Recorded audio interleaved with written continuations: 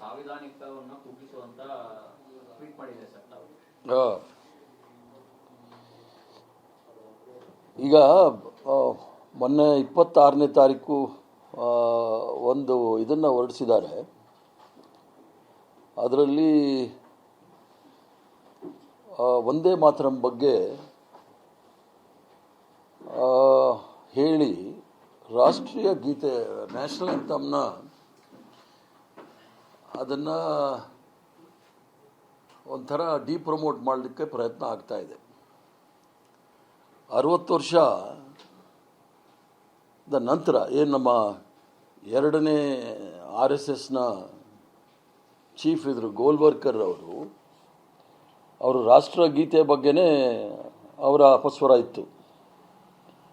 ಆಗಲೂ ಸಹ ಅವರು ವಂದೇ ಮಾತರಂನ ರಾಷ್ಟ್ರಗೀತೆ ಮಾಡಬೇಕು ಅಂತ ಹೇಳಿದರು. ಸ್ವತಃ ಅವರ ಶಾಖೆಗಳಲ್ಲಿ ಯಾವತ್ತೂ ಸಹ ರಾಷ್ಟ್ರಗೀತೆ ಆಗಲಿ ಅಥವಾ ರಾಷ್ಟ್ರಗಾನ ಆಗಲಿ ಯಾವತ್ತೂ ಸಹ ಹೇಳದೇ ಇರ್ತಕ್ಕಂಥವ್ರು ಏಕಾಏಕಿ ಫೆಬ್ರವರಿ 11, 26 ಒಂದು 10 ಪೇಜಿನ ಒಂದು ಗೈಡ್ಲೈನ್ಸನ್ನು ಕೊಟ್ಟಿದ್ದಾರೆ ವಂದೇ ಮಾತರಂ ಬಗ್ಗೆ ಯಾವ ರೀತಿ ದೇಶದಲ್ಲಿ ಇರಬೇಕು ಅಂತ ಹೇಳಿ.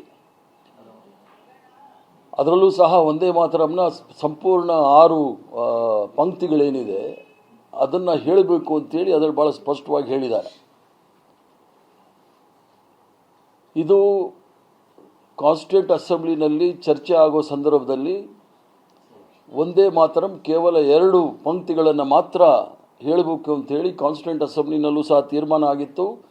1937ನೇ ಆಲ್ ಇಂಡಿಯಾ ಕಾಂಗ್ರೆಸ್ ಕಮಿಟಿಯಲ್ಲಿ ಇರೋ ಸಂದರ್ಭದಲ್ಲಿ ರವೀಂದ್ರನಾಥ್ ಠಾಗೂರ್ ಅವರು ಈ 2 ಪಂಕ್ತಿಯನ್ನು ಮಾತ್ರ ಹೇಳಬೇಕು, ಬಾಕಿದನ್ನೆಲ್ಲ ಕೈ ಬಿಡಬೇಕು ಅಂಥೇಳಿ ಒತ್ತಾಯ ಮಾಡಿ ಈ 2 ಪಂಕ್ತಿಗಳನ್ನು ನಾವು ನಿರಂತರವಾಗಿ, ನಾನು ಕಾಂಗ್ರೆಸ್ ಸೇವಾದಳದ ರಾಷ್ಟ್ರೀಯ ಅಧ್ಯಕ್ಷ ಆಗಿದ್ದ ಸಂದರ್ಭದಿಂದಲೂ ಸಹ ಮೊದಲಿಂದಲೂ ಸಹ ನೋಡ್ತಾ ಇದ್ದೀನಿ. ನಾವು ಎಲ್ಲದರಲ್ಲೂ ಸಹ ವಂದೇ ಮಾತರಂ ಮತ್ತು ರಾಷ್ಟ್ರಗೀತೆಯನ್ನು ಆಡ್ತಕ್ಕಂಥದ್ದು ಪರಿಪಾಠ ನಮ್ಮಲ್ಲಿತ್ತು. ಆದರೆ ಈಗೇನು ಮಾಡಿದ್ದಾರೆ ಅಂತ ಹೇಳಿದ್ರೆ ವಂದೇ ಮಾತರಂನ ಎಲ್ಲ ಕ್ಲಾಸ್ನಲ್ಲೂ ಸಹ ಪ್ರಾರಂಭ ಮಾಡಬೇಕು. ಆಮೇಲೆ ರಾಷ್ಟ್ರ ಅಧ್ಯಕ್ಷರು ರಾಷ್ಟ್ರಪತಿಗಳು ಬರೋ ಸಂದರ್ಭದಲ್ಲಿ ಮೊದಲು ವಂದೇ ಮಾತರಂ ಹೇಳಿ ಆಮೇಲೆ ರಾಷ್ಟ್ರಗೀತೆ ಅನ್ನೋದು ನೋಡಿದಾಗ ಇದು ರಾಷ್ಟ್ರಗೀತೆಗೆ ಅಪಮಾನ ಮಾಡ್ತಕ್ಕಂಥ ಕೆಲಸ ಭಾರತೀಯ ಜನತಾ ಪಾರ್ಟಿಯವರು ಮಾಡ್ತಕ್ಕಂಥ ಕಾಣುತ್ತೆ. ಅವರು ಹೊರಡುವಾಗಲೂ ಅಷ್ಟೇ ಪುನಃ ವಂದೇ ಮಾತರಂ ಹೇಳಿ ರಾಷ್ಟ್ರಗೀತೆ ಹೇಳಬೇಕು ಅಂತ ಹೇಳ್ತಾರೆ.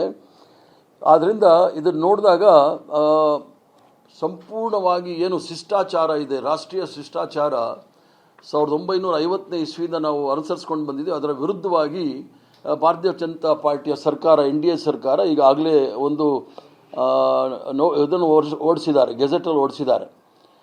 ಈ ರಾಷ್ಟ್ರಗೀತೆ ಅಂತಕ್ಕಂಥದ್ದು ಅದು prevention of insults to national honour act 177 ಅಂಥೇಳಿ ಇಂದಿರಾ ಗಾಂಧಿಯವರು ಪಾರ್ಲಿಮೆಂಟಲ್ಲಿ ಅದನ್ನು ಆ್ಯಕ್ಟ್ ಮಾಡಿ ಯಾರೂ ಸಹ ಸಂವಿಧಾನಕ್ಕೆ, ರಾಷ್ಟ್ರಗೀತೆಗೆ ಮತ್ತು ತ್ರಿವರ್ಣ ಧ್ವಜಕ್ಕೆ ಅವಮಾನ ಮಾಡಿದ್ರೆ ಯಾವ್ಯಾವ ರೀತಿಯ ಇದು ಶಿಕ್ಷೆ ಆಗುತ್ತೆ ಅನ್ನೋದನ್ನು ಭಾಳ ಸ್ಪಷ್ಟವಾಗಿ 1971ನೇ ಇಸ್ವಿನಲ್ಲಿ ಒಂದು ಕಾನೂನನ್ನು ಸಹ ನಾವು ಮಾಡಿದ್ದೀವಿ.